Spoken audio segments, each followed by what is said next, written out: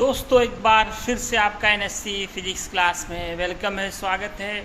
मैंने आपसे वादा किया था कि बीपीएससी टीचर्स की बहाली हो या बीपीएससी मेन एग्ज़ाम हो, यूपीएससी हो और सिपाही भर्ती हो, बैंकिंग हो, रेलवे हो, एसएससी हो, सीटेट हो, बीएड हो, इस तरह के जितने भी एग्ज़ामिनेशंस हैं इसमें जो जनरल साइंस के जो क्वेश्चंस पूछे जाते हैं वैसे क्वेश्चंस को मैं ओरली बताना चाह रहा हूँ कि आज लोगों के पास समय कम है, वो कहीं चलते फिरते भी सुन सकते हैं, अपना काम करते हुए भी उन्हें याद कर सकते हैं। तो मैं इस तरह का आज मैं दूसरा लेक्चर लेके आया हूँ। इससे पहले भी मैंने पहले लेक्चर में बहुत सारे इम्पॉर्टेंट क्वेश्चंस जो कि अब तक पूछे जा चुके हैं या पूछे जाते हैं, मैं एक तरफ से ख़ास के जो लोग साइंस टीचर बनना चाहते हैं या फिर जो लोग फिजिक्स से के ही टीचर बनना चाहते हैं और ये तो ऐसी तो चाहे आप कोई भी टीचर बनना चाह रहे हो, आपके लिए जनरल साइंस के क्वेश्चन तो ये कॉमन होते हैं, ये सबके लिए होते हैं। कुछ लोग पूछ रहे हैं कि कितने बजे, तो दोस्तों मैं डेली आपके लिए एक वीडियो बना के अपलोड कर दूँगा। आपको जिस वक्त भी समय हो आप उसको देख सकते हैं, इसमें टाइम का कोई बाध्यता नहीं है, आप उतने ही टाइम पे आपको आना है और क्लास में ये बिल्कुल फ्री है आपके लिए।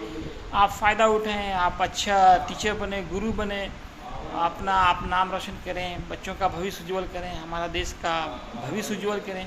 इसी के लेकर मैंने इसी उद्देश्य के साथ बिल्कुल फ्री में आपके लिए ये एक नया जो है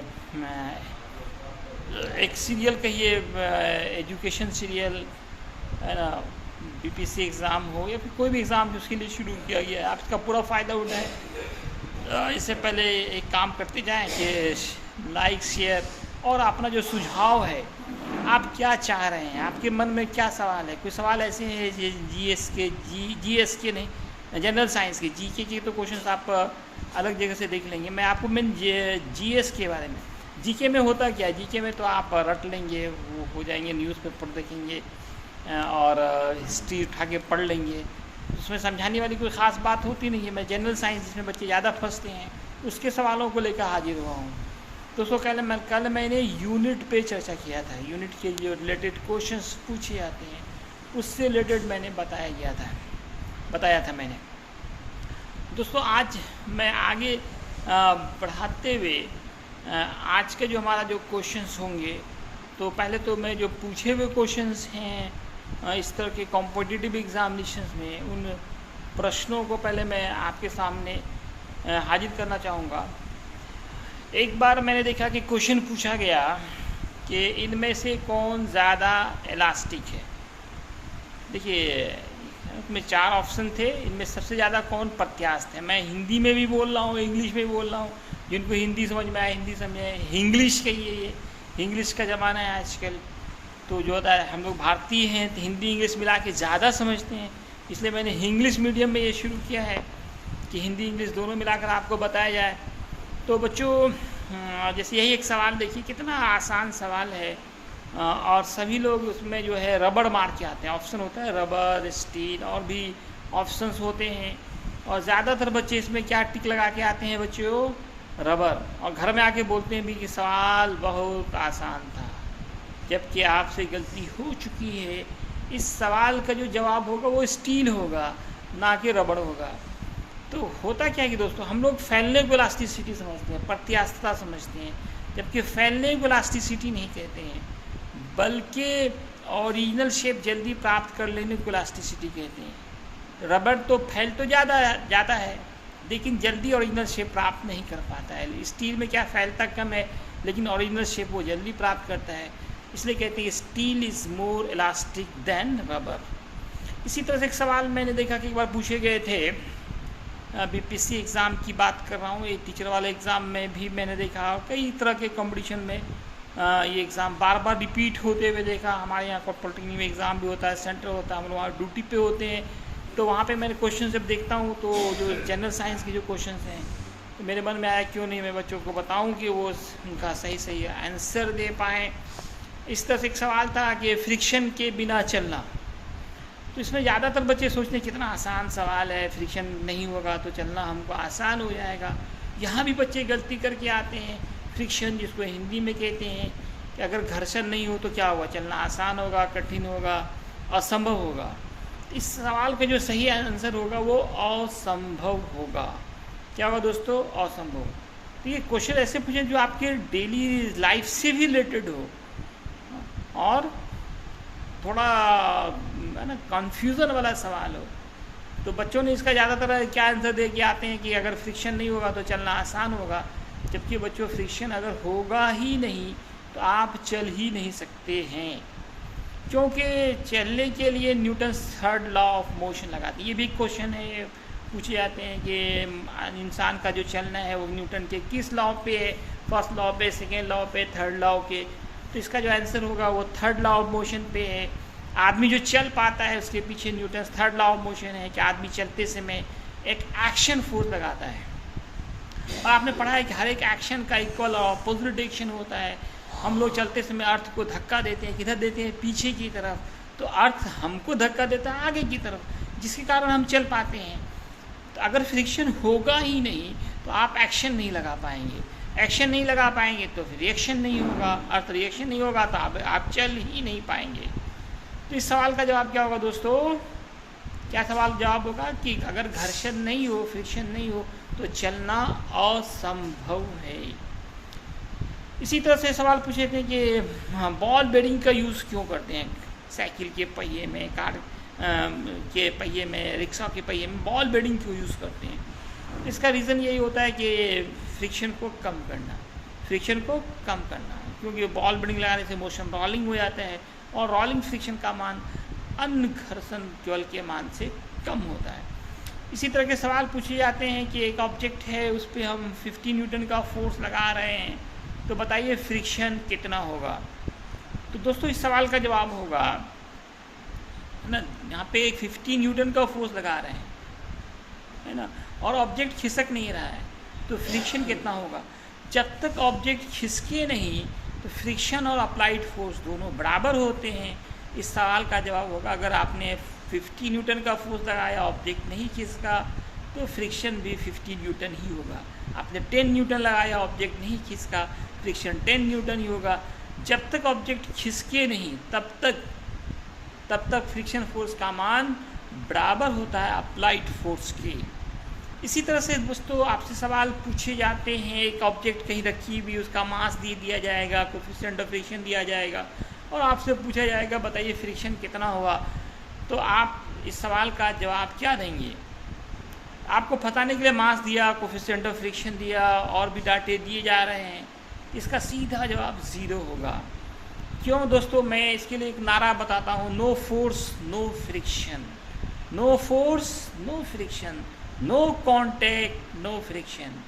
जब तक ऑब्जेक्ट पे कोई फोर्स नहीं लगाएंगे फ्रिक्शन प्रोड्यूस नहीं होगा। ऑब्जेक्ट सिर्फ रखी हुई टेबल पे, तो वैसे कंडीशन में फ्रिक्शन फोर्स का मान बच्चों कितना हो जाएगा, 0। क्यों, वहाँ पर कोई फोर्स नहीं लगा रहे हैं। No force no friction. और फ्रिक्शन के टाइप में से आपसे पूछा जाता है एक सवाल कि फ्रिक्शन के किस फ्रिक्शन फोर्स का मान सबसे ज़्यादा होता है। फ्रिक्शन के जनरली 3 टाइप होते हैं, एक स्टैटिक फ्रिक्शन, लिमिटिंग फ्रिक्शन और काइनेटिक फ्रिक्शन। हिंदी में बोले तो स्थैतिक घर्षण, गतिज घर्षण और सीमित घर्षण।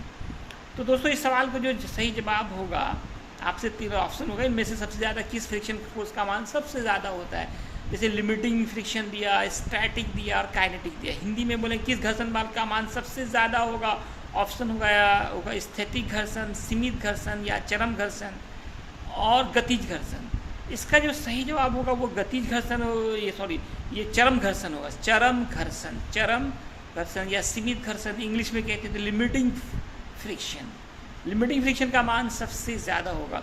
इसको आप बच्चों ऐसे समझ सकते हैं कि अगर आपने साइकिल चलाया होगा तो सबसे ज़्यादा फोर्स कब लगाते हैं। साइकिल चलाते समय आप फोर्स कब लगाते हैं, जब आपका साइकिल खिसकने पे हो, जस्ट टू एक लिमिट कंडीशन है, अब आपका ऑब्जेक्ट खिसक जाएगा, आपका साइकिल आगे बढ़ जाएगा, उस कंडीशंस में आपको सबसे ज़्यादा फोर्स लगाने की ज़रूरत पड़ती है।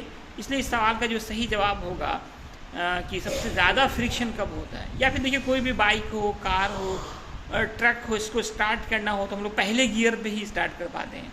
अगर आप सीधे 5 नंबर गियर पे लगा के स्टार्ट करना चाहें तो गाड़ी रुक जाती है। इसके पीछे भी रीज़न यही है कि दोस्तों कि उस वक्त जो फ्रिक्शन है, जो लिमिटिंग फ्रिक्शन होते हैं उसके मान सबसे ज़्यादा होते हैं, उस वक्त आपको सबसे ज़्यादा फोर्स लगाने की ज़रूरत पड़ती है। इसलिए दोस्तों सबसे ज़्यादा वैल्यू किस फ्रिक्शन का होगा? लिमिटिंग फ्रिक्शन का होगा। इसी तरह से आपसे पूछे जाएंगे रोलिंग फ्रिक्शन और स्लाइडिंग फ्रिक्शन में मान किसका ज़्यादा होता है? तो स्लाइडिंग फ्रिक्शन का मान ज़्यादा होता है, रोलिंग फ्रिक्शन का मान कम होता है। इसका भी आंसर आप इस तरह समझ सकते हैं कि अगर आपका साइकिल का साइकिल को लॉक कर दिया और चाबी भूल गए और आपको स्लाइड करके ले जाना पड़े साइकिल, तो आप पूरा थक जाते हैं, पूरा दम फूलने लगता है। लेकिन वही साइकिल अगर खोल के ले जाते हैं, रोल करा के चक्का को ले जाते हैं, तो फिर आपका आसानी होती है। तो कारण क्या है कि स्लाइडिंग फ्रिक्शन का मान हमेशा रोलिंग फ्रिक्शन से ज़्यादा होता है या रोलिंग फ्रिक्शन का मान स्लाइडिंग फ्रिक्शन से कम होता है। दोस्तों इसी तरह के सवाल पूछे जाते हैं, बड़ा इंटरेस्टिंग सब सवाल होते हैं फ्रिक्शन से ही। मैच फ्रिक्शन की तरफ ही आपको, क्योंकि फ्रिक्शन का हमारे जीवन में बहुत रोल है। एक तो फ्रिक्शन क्या हमारे लिए सवाल होगा, क्या ये लाभदायक है, क्या हानिकारक है, या फ्रिक्शन एक मिक्स बूम है, मिश्रित वरदान है? तो इसका सही जवाब जो होगा वो मिक्स बूम होगा। ये ज़रूर है, इससे हानि भी है ना, इससे लॉस भी हो रहा है, इसके फ़ायदे भी हैं, लेकिन एक ऐसा शैतान है जिसके बिना जीना मुश्किल है। फ्रिक्शन नहीं हो तो मुश्किल, फ्रिक्शन रहे तो मुश्किल, इसलिए इसको मिक्स्ड बूम कहा जाता है, आवश्यक शैतान कहा जाता है। तो फ्रिक्शन हमारे लिए होना भी ज़रूरी है, फ्रिक्शन नहीं हो तो भी दिक्कत है। फ्रिक्शन नहीं हो तो हम किसी ऑब्जेक्ट को काट नहीं सकते, ड्रिल नहीं कर सकते, तो है ना। फ्रिक्शन नहीं होगा तो फिर हम चल ही नहीं पाएंगे, गाड़ी स्टार्ट नहीं कर पाएंगे, किक नहीं मार पाएंगे, कब गड्ढे में गिरेंगे तो वहीं रह जाएंगे। एक बार कपड़ा पहन लेंगे तो फिर दोबारा पहन नहीं पाएंगे, एक बार कपड़ा पहन लेंगे तो खोल नहीं पाएंगे, और खोल लेंगे तो पहन नहीं पाएंगे। इसमें सारा खेल फ्रिक्शन का ही होता है। और फ्रिक्शन आने से क्या होता है कि नुकसान क्या है इससे, कि आपका जो चक्का, गाड़ी का पहिया जो है वो घिस जाता है। आपका वहाँ पे इस तरह का भी सवाल बनाया जाता है कि गाड़ी का पहिया क्यों घिस जाता है, उसके पीछे 4 ऑप्शंस होंगे, तो आप उसका आंसर क्या देंगे? फ्रिक्शन देंगे, घर्षण देंगे। या आपका पहिए, आपका जूता का शोल क्यों घिस जाता है, इसके पीछे भी कारण क्या देंगे दोस्तों? फ्रिक्शन देंगे, फ्रिक्शन, घर्षण देंगे। गाड़ी में मोबिल ग्रीस क्यों यूज़ करते हैं, इसके पीछे कारण क्या है, इसका भी रीज़न क्या देंगे दोस्तों? फ्रिक्शन ही देंगे। क्या देंगे? फ्रिक्शन देंगे। इसके बाद एक बताया जाता है कि एंगल ऑफ फ्रिक्शन का क्या फार्मूला होता है दोस्तों? एंगल ऑफ फ्रिक्शन का क्या फार्मूला होता है? एंगल ऑफ फ्रिक्शन को हम लोग tan थीटा बराबर म्यू लिखते हैं। tan थीटा बराबर म्यू, म्यू होता है कोफिशिएंट ऑफ फ्रिक्शन, हिंदी में घर्षण गुणांक कहते हैं। tan थीटा बराबर म्यू, ये एंगल ऑफ फ्रिक्शन मतलब एंगल ऑफ फ्रिक्शन का जो फार्मूला है ना, एंगल ऑफ फ्रिक्शन का फार्मूला tan लैम्डा भी बोल सकते हैं, tan lambda equal mu, tan lambda equal mu. Lambda से अगर डिनोट कर रहे हैं तो tan लैम्डा म्यू बराबर म्यू होगा। म्यू है कोफिशिएंट ऑफ फ्रिक्शन, हिंदी में बोलेंगे घर्षण गुणांक कहेंगे। इसी तरह से कहता है विराम कोण का क्या फार्मूला होता है? एंगल ऑफ रिपोज का फार्मूला। तो दोस्तों एंगल ऑफ रिपोज, विराम कोण, इसका भी फार्मूला ये होता है tan थीटा बराबर म्यू। ये दोनों एंगल बराबर होते हैं, ये भी सवाल पूछा जाता है।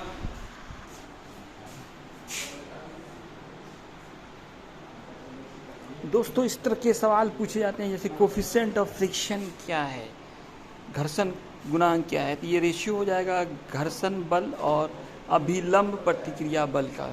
म्यू से डिनोट करते हैं, म्यू का फार्मूला F/N होता है। घर्षण गुणांक का मान पूछा जाता है दोस्तों, जो जनरली इसका मान <1 होता है, लेकिन कॉपर के लिए ये मान 1.66 के लगभग एप्रॉक्स होते हैं। घर्षण गुणांक का यूनिट क्या है?